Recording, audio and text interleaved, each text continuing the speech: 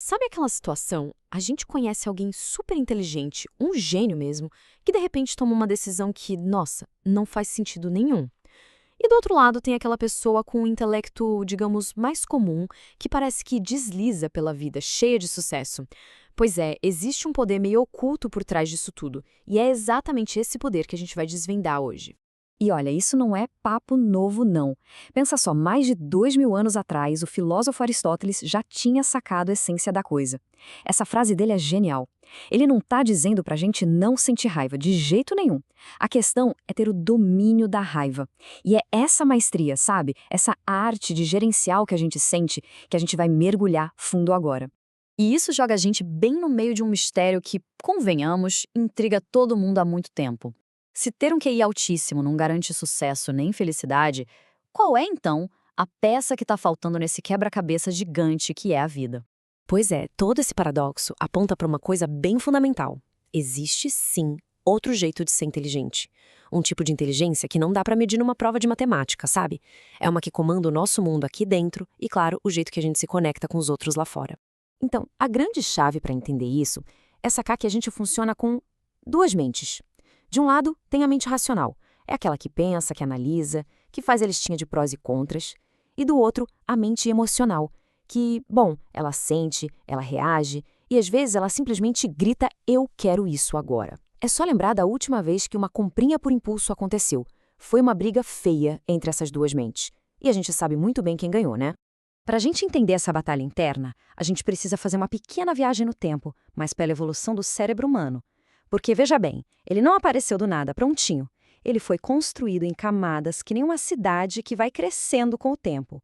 Primeiro, veio o tronco cerebral, a parte mais antiga, o básico para a gente sobreviver. Depois, construíram em volta dele o sistema límbico, que é tipo o bairro central das nossas emoções. E só muito, mas muito tempo depois, veio a parte mais moderna, o neocórtex, o centro do pensamento, da razão. E aqui está o pulo do gato, a parte mais importante de tudo isso. A emoção veio bem antes da razão. Nossos circuitos emocionais são tipo veteranos de guerra, sabe? Foram moldados por milênios para garantir a nossa sobrevivência. Já o nosso pensamento racional, bom, em termos de evolução, ele é praticamente um estagiário. E aí a gente chega na pergunta de US$ 1 milhão. O que acontece quando essa parte mais antiga, mais poderosa do nosso cérebro decide que tem uma emergência e simplesmente toma o controle de tudo?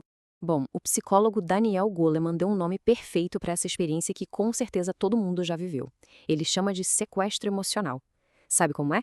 É aquele momento exato em que a emoção senta no banco do motorista, pisa fundo, tranca as portas e a nossa mente racional fica lá no banco de trás, gritando, sem conseguir fazer absolutamente nada. E, em casos extremos, as consequências disso podem ser devastadoras, totalmente irreversíveis.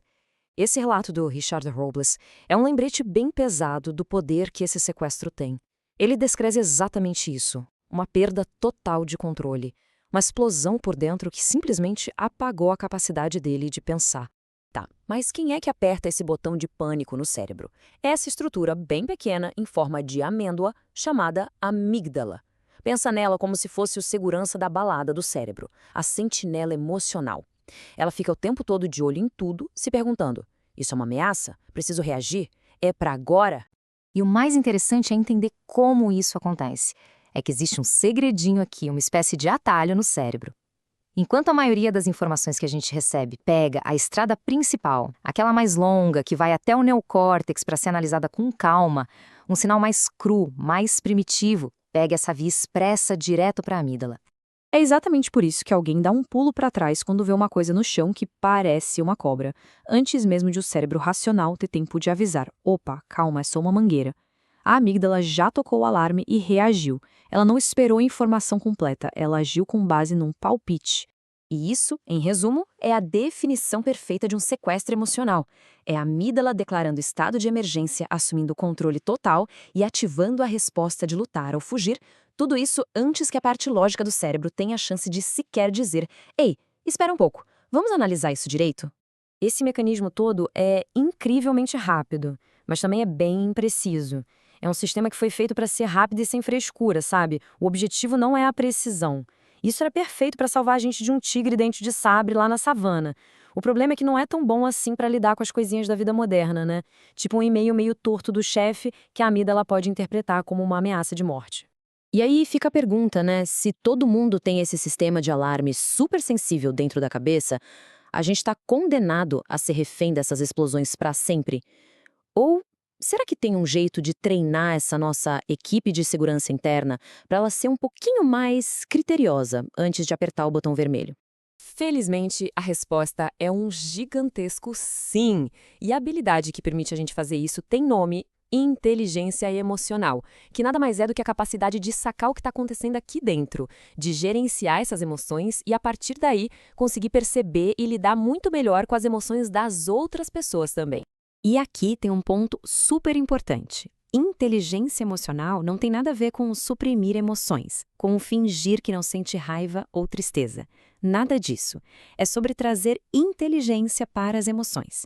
É entender o que a gente está sentindo e, aí sim, escolher como responder, em vez de só reagir no automático. É a diferença entre explodir com alguém no trabalho e reconhecer a frustração e falar sobre ela de um jeito construtivo. É uma escolha. E isso se transforma em habilidades bem práticas para o dia a dia, tipo autocontrole, para respirar fundo e não responder aquele e-mail desaforado no mesmo segundo.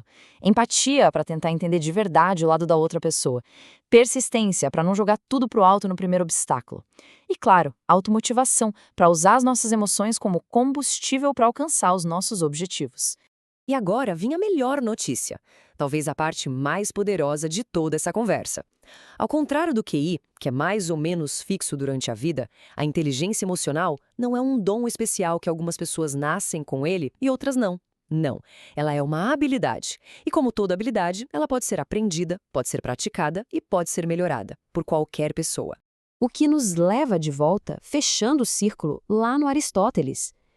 Aquele desafio que ele propôs não era para condenar a nossa natureza, mas sim um convite para a gente praticar.